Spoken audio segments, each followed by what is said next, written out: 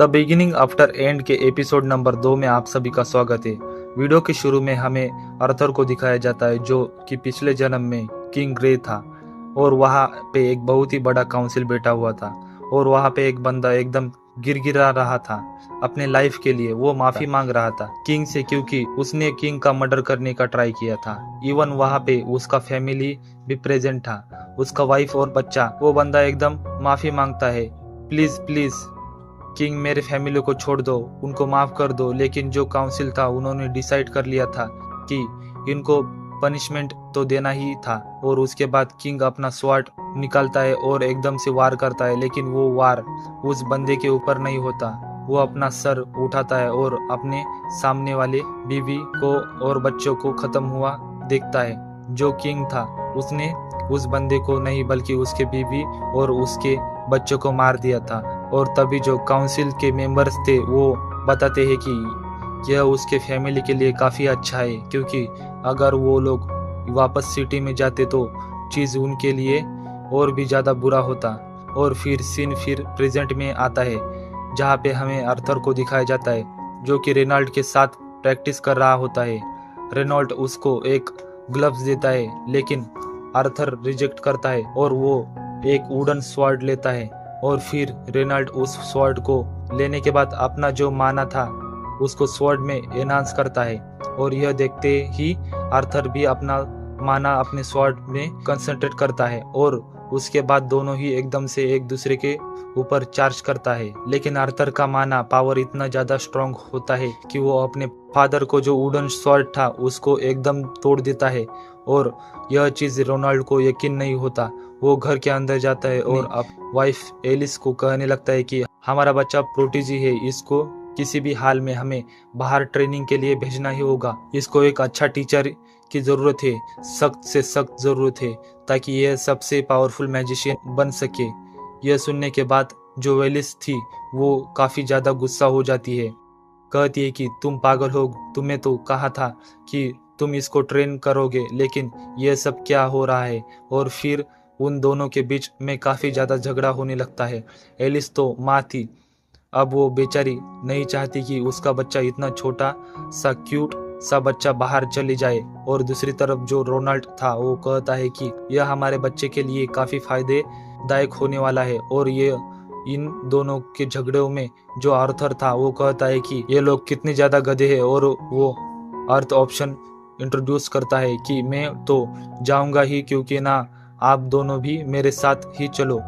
और ये सुनने के बाद रोनाल्ड और एलिस तो एकदम पागल हो जाती है और कहती है कि हमारा बच्चा तो सच्ची में प्रोडजिया है। और उसके बाद हमें दिखाया जाता है कि वो लोग रेडी हो जाते हैं एक दूसरे जगह जाने के लिए जहाँ पे आर्थर को एक अच्छा टीचर मिल जाए और उसको एक जर्नी में कंपनी करने के लिए ट्विन हॉर्स पार्टी के मेंबर्स भी जाते हैं। और वो लोग यहाँ पे इसलिए जाते हैं क्योंकि रोनाल्ड और एलिस दोनों ही एक टाइम पे इसी पार्टी के मेंबर हुआ करते थे और इन सबके बीच काफी अच्छा बॉन्डिंग है। जहाँ पे जो आर्थर था वो तो सबसे पहली बार तो नहीं लेकिन काफी समय बाद मिल रहा था और सब लोग काफी ज्यादा एक्साइटेड थे आर्थर को इतना बड़ा देखने के बाद।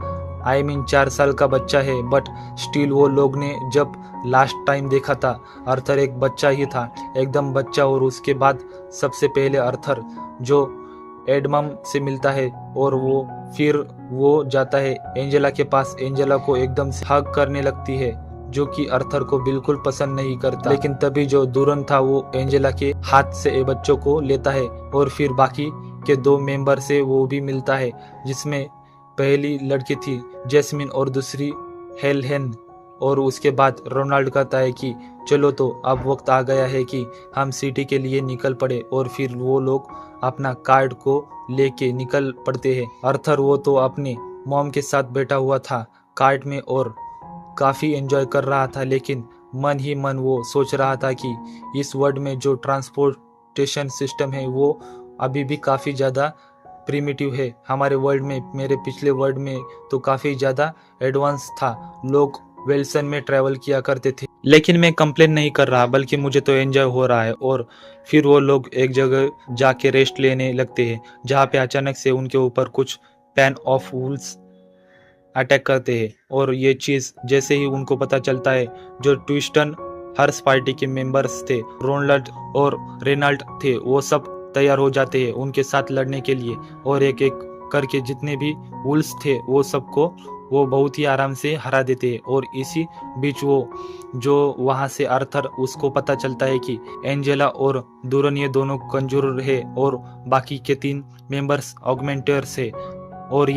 और अगर आपको कंजूर और ऑगमेंटर्स का मतलब याद नहीं है तो और एक बार लास्ट एपिसोड को देख लो, सब कुछ समझ में आ जाएगा। उसके बाद हमें रात का सीन दिखाया जाता है। सब मजे से खाना वजाना खाते हैं, आग वाग जलाते रखते हैं। लेकिन तभी एलिस नोटिस करती है कि उसका हस्बैंड रोनाल्ड के हाथ में थोड़ा बहुत चोट लग गया। वो उठ के उसको हील करने आती है कि तभी जो वहाँ पे हेलेन थी वो कहती है कि रुक जाओ एलिस। और जितने भी ट्विस्टन हॉर्न्स है पार्टी के मेंबर्स थे वो सब लोग एकदम स्प्रेड हो जाते और अपने सराउंडिंग को चेक करने लगते हैं। और जब वो लोग देखते हैं कि आसपास कोई नहीं है तब वो लोग कहते हैं कि अब तुम कर सकते हो।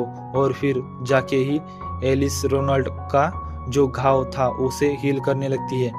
और इसी पॉइंट पे आर्थर को समझ में आता है कि उसकी जो मॉम है वो एक स्पेशल टाइप ऑफ मेज है जिसको कि एगमेंटर्स कहा जाता है। और इसका पावर बहुत ज़्यादा रेयर होता है जिसकी वजह से काफ़ी सारे लोग हैं जो इसको टारगेट करते हैं। और यही कारण है कि वो अपने हस्बैंड के साथ रोनाल्ड के साथ एक छोटे से घर में रहा करती थी, सब चीज़ों से दूर। और उसके बाद सब लोग खाना खा रहे होते हैं।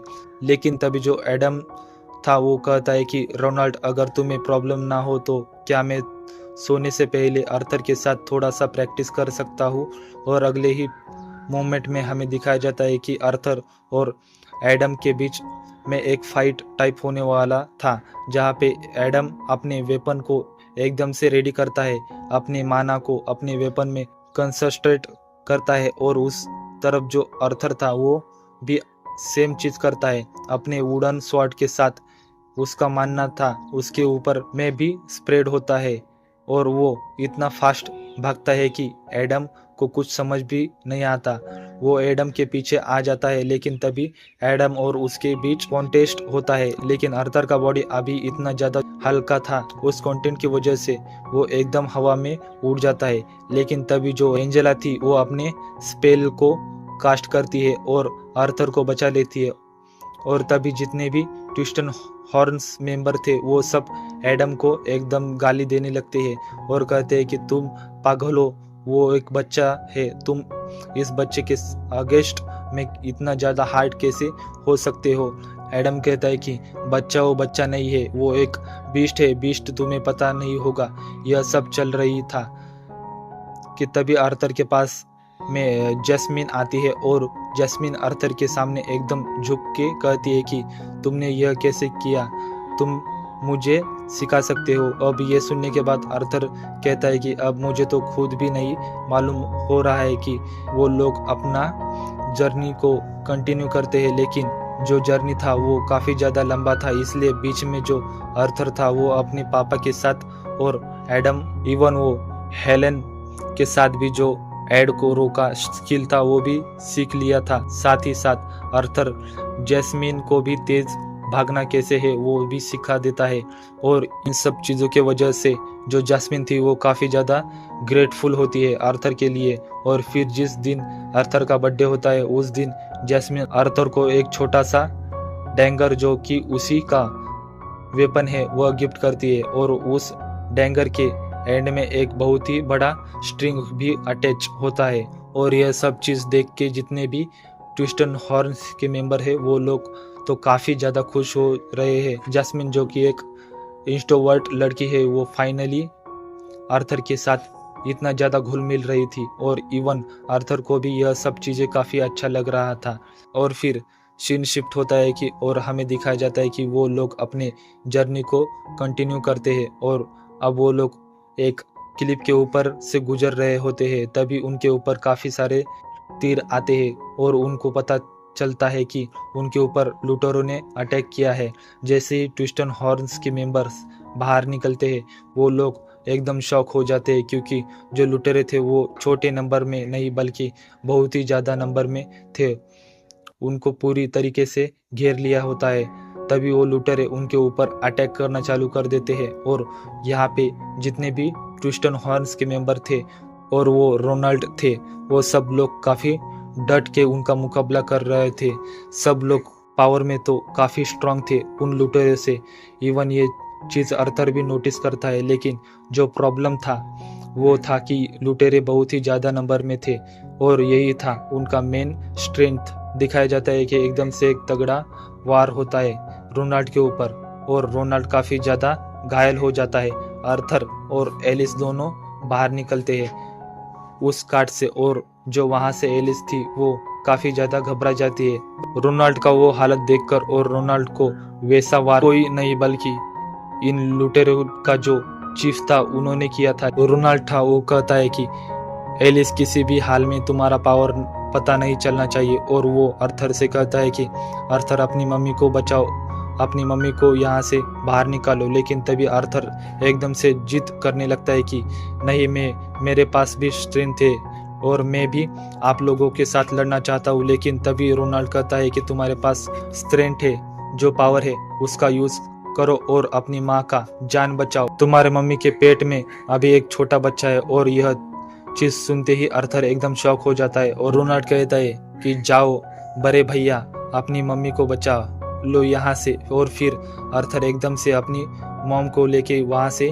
भागने लगता है और उसी बीच रोनाल्ड एकदम से अपना पूरा पावर लगाता है और उस चीज के ऊपर अटैक करता है। लेकिन तभी वो चीफ कहता है कि इन सब चीजों से मुझे कुछ होने नहीं वाला। लेकिन रोनाल्ड अपना 100% दे रहा था। लेकिन अर्थर और उसके मॉम के रोकने के लिए और भी काफ़ी सारे लुटेरे आ जाते हैं। लेकिन तभी पीछे से ट्विस्टन हॉर्न के बंदे सपोर्ट देते हैं और उन हर एक जो लुटेरे थे उनको मार गिराता है। अर्थर अपने मॉम को लेके आगे भाग रहा था। वो अपने दिमाग से सोचता है कि अपनी लास्ट लाइफ में मैं पता नहीं कितने ही जान लिया था लोगों से और आज मैं भाग रहा हूँ ताकि कोई आके मेरी मम्मी का जान न छीन ले। और वो अपने मॉम को लेके भाग ही रहा था कि तभी क्लिप के ऊपर से एक मैच उन लोगों को देखता है और वो एकदम से अपना मैजिकल स्पेटलेट कास्ट करता है इनके ऊपर। अर्थर एक चीज से नोटिस कर लेता है कि और वो एकदम से अपने मॉम को आगे धकेल देता है और वो पूरा मैजिकल स्पेसलेल का वार था वो अपने ऊपर लेता है। और जो जैसे ही अर्थर का बॉडी काफी ज्यादा लाइट था जिसकी वजह से अर्थर का पूरा बॉडी हवा में उड़ता है और वो क्लिप से नीचे गिरने लगता है। लेकिन तभी अर्थर कहता है कि अगर मैं ऐसे ही मरने वाला हूँ तो मैं तुम्हें भी जिंदा नहीं रहने दूंगा। और यह कह के अपने जेब से जैस्मिन का दिया हुआ छोटा सा डैगर था वो उसको एकदम से फेंक मारता है और उसके पीछे एक स्ट्रिंग भी अटैच था जिसकी वजह से वो जो बंदा था उसके पैर पे डैगर एकदम से फेंक जाता है और वो बंदा भी उस क्लिप से नीचे गिरने लगता है। अर्थर को भी नीचे गिरते देख एंजेला और दुरन दोनों ही अपना मैजिकल स्पेसलेल में कास्ट करता है उसको बचाने के लिए। बट अनफॉर्चुनेटली अर्थर को वो लोग टच तक नहीं कर पाते और यह चीज अर्थर के लिए एक अजीब सा एप्टी फीलिंग था। जो वहां से एलिस थी वो चीख चीख कर रोने लगती है और अपने बच्चे के लिए और अर्थर भी तभी एक्सेप्ट कर लेता है। तभी अगेंस्ट में वो कुछ नहीं कर सकता। वो अपनी लाइफ में पहली बार इमोशंस एक्सपीरियंस कर रहा था। उसके बाद पता चलता है कि फैमिली मेंबर का रोना कैसे फील होता है। वो अपने माँ की आंखों में आंसू देख पा रहा था और उसका अंतिम इच्छा था कि काश वो एक बड़ा भैया बन पाता। और इसी के साथ यह एपिसोड खत्म होता है। बट पोस्ट क्रेडिट सीन में हमें दिखाया जाता है कि आर्थर एक घने जंगल में गिर पड़ता है और अचानक से उसका आंख खुलता है, उसको होश आता है। वह अपने आप से कन्वेंशन करता है कि यह मैं कहाँ आ चुका हूँ। लेकिन तभी जो धरती था वह मानो एकदम से कांपने लगता है। एक बहुत ही जॉइंट सा बीस्ट उसके सामने आता है और वो कहता है कि गुड मॉर्निंग अर्थर। और अर्थर एकदम से डर जाता है और इसी के साथ यह खूबसूरत एपिसोड खत्म होता है। मिलते हैं अगले एपिसोड में। टिल देन वीडियो को लाइक देना और सब्सक्राइब करना ताकि सबसे पहले आप सबके पास वीडियो पहुंचे। आज के लिए बस इतना। Ta-ta bye bye.